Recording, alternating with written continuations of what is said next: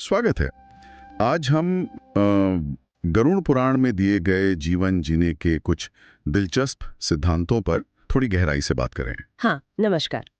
अक्सर तो लोग इसे मृत्यु और उसके बाद के जीवन से जोड़ते हैं। बिल्कुल, लेकिन हैरान करने वाली बात यह है कि इसमें मतलब वर्तमान जीवन को कैसे बेहतर जिया जाए, बिना पछतावे के। हाँ, बिना पछतावे के।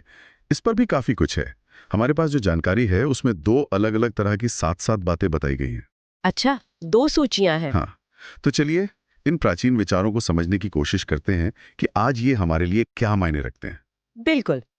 और ये दिलचस्प है कि कैसे ये स्रोत जीवन के दो अलग अलग पहलुओं को छूते हैं, है ना? हाँ, जैसे एक सूची तो रोजमर्रा के आचरण पर है, हमारी आदतें, हम कितने सजग हैं इस पर। अच्छा, डेली लाइफ वाली चीजें। हाँ, और दूसरी सूची वो गहरे नैतिक मूल्यों पर है, हमारा कर्म, हमारा चरित्र, उस पर जोर देती है।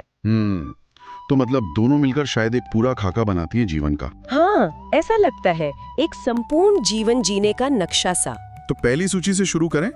इसमें रोजमर्रा की जिंदगी से जुड़ी कुछ व्यवहारिक सलाह हैं। जैसे एक है सतर्क और विवेकशील रहना।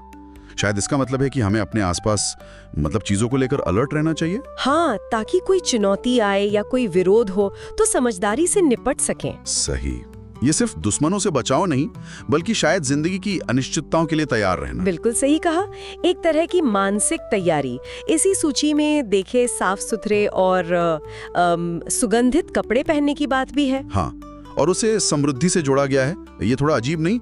कपड़ों का समृद्धि से क्या लेना देना? शायद ये सिर्फ बाहरी दिखावा नहीं है, हो सकता है इसके पीछे सोच ये हो कि बाहरी साफ सफाई एक तरह की व्यवस्था। अच्छा, वो हमारे मन की स्थिति को दिखाती है, एक पॉजिटिव एनर्जी जो शायद सौभाग्य को खींचती हो। ये एक अलग नजरिया है। और एक और बात है इसमें, ज्ञान के निरंतर अभ्यास पर जोर। अरे हाँ, ये तो बहुत जरूरी है। ये बात तो आज भी उतनी सच है। मतलब सिर्फ जान लेना काफी नहीं है, उसे प्रैक्टिस में लाना, अमल में लाना। हाँ, वरना वो बेकार है। बिल्कुल। जैसे कोई स्किल सीख ली पर इस्तेमाल नहीं की तो भूल जाते हैं। हाँ, अभ्यास से ही ज्ञान क्या कहते हैं परिपक्व होता है, उपयोगी बनता है। सही। इसी तरह देखिए संतुलित और सात्विक भोजन की बात है और उसमें भी तुलसी के प्रयोग का जिक्र। हाँ, तुलसी का जिक्र है। इसे सिर्फ सेहत से नहीं जोड़ा गया है, बल्कि मानसिक शुद्धि और आध्यात्मिक लाभ से भी। अच्छा, मतलब स्वास्थ्य से आगे की बात है ये। हाँ, और फिर एकादशी जैसे व्रत हैं या पवित्र स्थानों का सम्मान करना, ये सब क्या है? ये व्यक्तिगत अनुशासन है।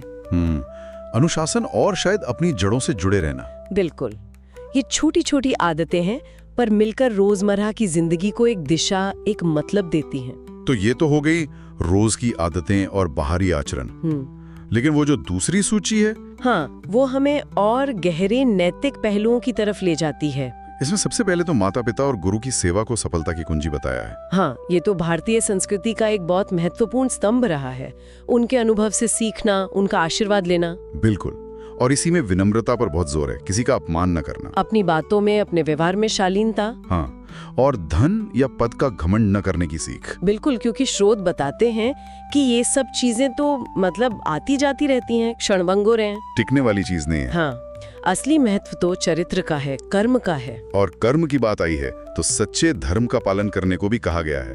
इसका मतलब शायद पूजा पाठ से ज्यादा। हाँ, मतलब सत्य, करुणा, अहिंसा, इन मूल्यों को जीवन में उतारना। अच्छा, एक नैतिक गाइडलाइन की तरह। निश्चित रूप से धर्म यहाँ एक नैतिक संहिता है और अच्छे कर्म करने पर जोर है, क्योंकि आखिर में वही हमारे साथ जाते हैं, ऐसा माना जाता है। कर्म का सिद्धांत। हाँ, और निस्वार्थ भाव से दूसरों की मदद करना।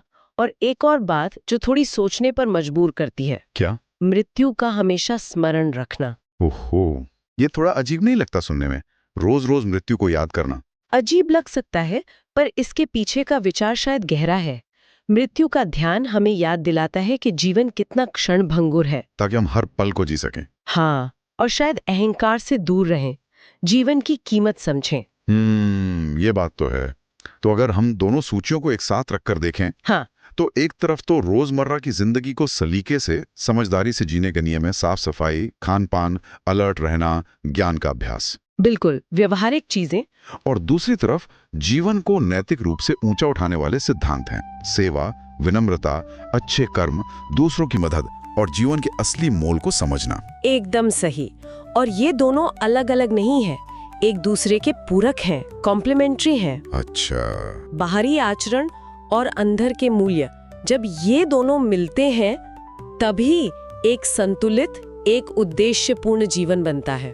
तो ये ग्रंथ सिर्फ मरने के बाद क्या होगा ये नहीं बताते? नहीं, बिल्कुल नहीं। ये दिखाते हैं कि गरुड़ पुराण जैसे ग्रंथ इस जीवन को, इहलोक को बेहतर बनाने के लिए भी कितना ठोस मार्गदर्शन देते थे। ये सिद्धांत हमें याद दिलाते हैं कि सार्थक जीवन के लिए रोज के छोटे काम और बड़े नैतिक मूल्य दोनों ही जरूरी हैं। हाँ, दोनों पर ध्यान देना होगा। तो संक्षेप में कहें तो गरुड़ पुराण की ये सिद्धांत हमें सिखाते हैं कि सतर्कता, स्वच्छता, ज्ञान का सही उपयोग, संतुलित जीवन शैली, बड़ों का सम्मान, विनम्रता, नेक कर्म और जीवन की नश्वरता का बोध, ये सब मिलकर हमें एक ऐसा जीवन जीने में मदद कर सकते हैं जिसका हमें बाद में पछतावा ना हो। बिल्कुल। और यहीं पर एक सवाल मन में आता है सोचने के लिए। हाँ, बताइए। कि आज की जो भागदौड़ भरी जिंदगी है, इतने सारे दबाव हैं, इतनी प्राथमिकताएं हैं। हाँ, बिल्कुल।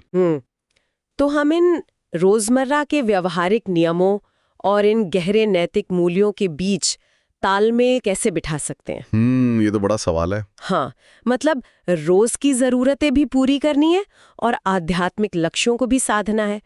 तो पश्चाताप से बचने का रास्ता असल में क्या हो सकता है? ये एक ऐसा सवाल है जिस पे शायद हम सभी को सोचना चाहिए। हाँ, सोचने वाली बात है।